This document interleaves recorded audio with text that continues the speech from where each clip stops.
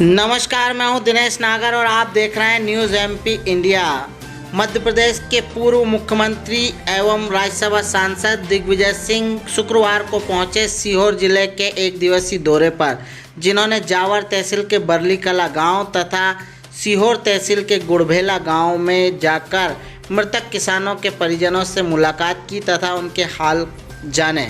वहीं मूला कला निवासी जिनकी पुत्री अभी ख़त्म हुई थी बाढ़ पानी में, उनसे भी मुलाकात की तथा किसानों से उनकी फसलों के बारे में भी जानकारी ली तथा जानकारी यह भी ली कि अभी फसल बीमा की क्या स्थिति है और फसलों के क्या आकलन की क्या स्थिति है। इस पर भी पूर्व मुख्यमंत्री दिग्विजय सिंह ने किसानों से चर्चा की।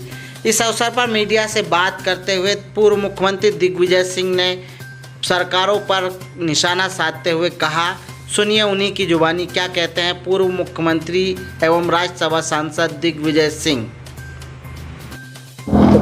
सरकार जो है राहत राशि की बात कर रही है और किसान कई जगह आत्महत्या कर रहा है, उसको लेकर क्या? मैंने जब से ज़्यादा पानी में बाढ़ आई है और फसलें खराब होने की शिकायत मिली है,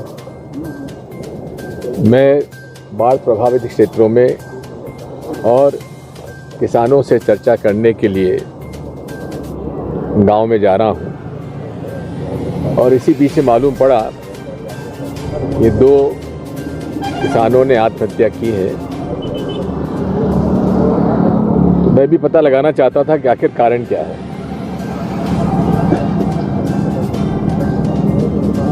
मालवी जी की जो डेथ हुई है, आत्महत्या की है,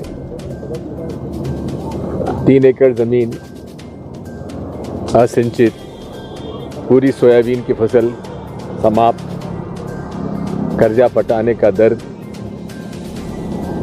और भय वसूली का।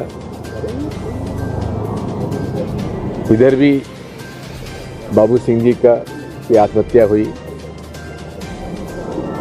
पूरी फसल खराब हुई। तो ये वाकई में चिंताजनक बात है। और एक अजीब सी बात यहाँ मालूम पड़ी है कि सोयाबीन की फसल और खरीफ की फसल का बीमा अब जमा कराया जा रहा है। ये कोई समय बीमा जमा कराने का समय नहीं है। मैं शासन से पता लगाऊंगा कि आखिर ये कारण क्या है। बीमा की राशि तो जमा हो जानी चाहिए थी फसल बोने के पहले, यानी कि अप्रैल मई में जमा हो जाने चाहिए थी।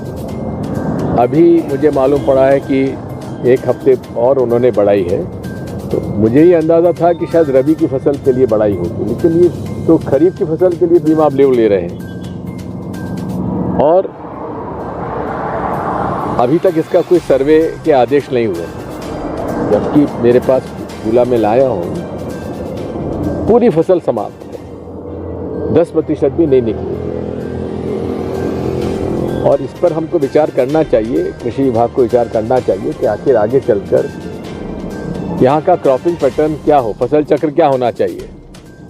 क्योंकि सोयाबीन का जो जाति है अभी JS 9560, ये पुरानी हो चुकी है और 15 साल से यही बीज चला आ रहा है, तो उसका उत्पादन भी कम हो गया है। इन सब बातों पर चर्चा करना चाहिए और कृषि विभाग को इस पर ध्यान देने की आवश्यकता है। लेकिन सरकार की तरफ से मुझे इस बात का दुख है कि अभी तक न सर्वे के आदेश हुए हैं और ये भी स्पष्टीकरण को देना चाहिए कि बीमा की राशि अब क्यों जमा कराई जा रही है।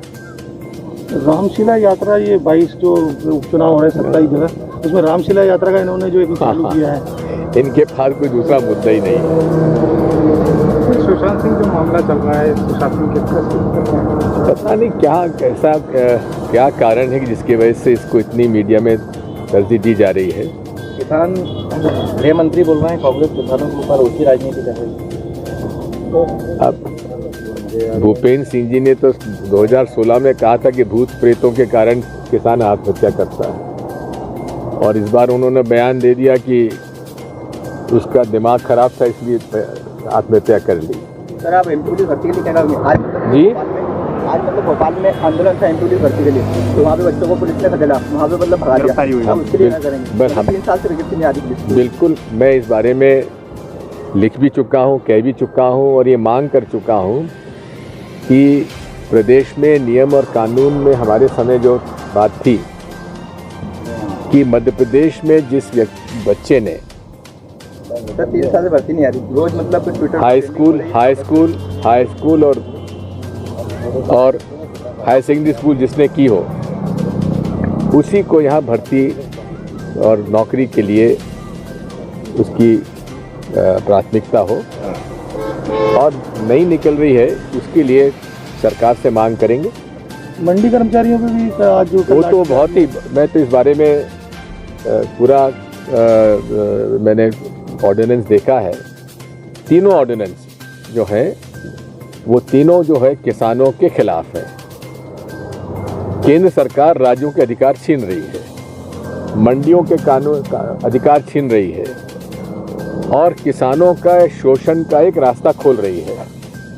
अब किसान अपना उपज ले आके मंडी में जाता है, अब इन्होंने कर दिया कि हर कोई आदमी जो है, व्यापारी जो है, मंडी अलग खोल सकता है।